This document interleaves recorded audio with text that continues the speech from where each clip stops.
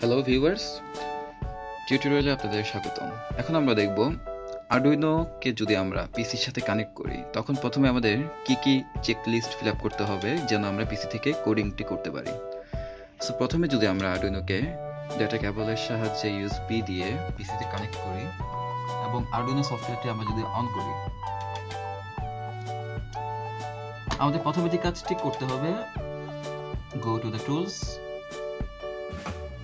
এবং এখানে বোর্ডে দেখতে হবে আমরা কোন আরডুইনো বোর্ডটি ইউজ করছি। এখানে আমি আরডুইনো উনো অথবা জেনুইনো উনো ইউজ করছি, তাই এটাকে সিলেক্ট করে দিয়েছি।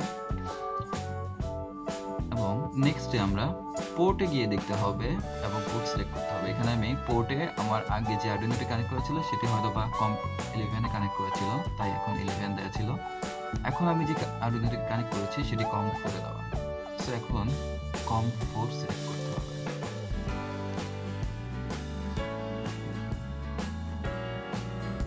এখন স্কেচটি যেটি আমরা আপলোড করতে যাচ্ছি, স্কেচে গিয়ে আপলোড। কেউ যদি ভেরিফাই করতে চান তখন ভেরিফাই অথবা কম্পাইল দিয়ে দেখতে পারেন যে তার কোডে কোনো এরর আছে নাকি। সো এরপর ডিরেক্টলি আপলোডে ক্লিক করতে হবে। আপলোডিং স্কেচ লেখা আসবে,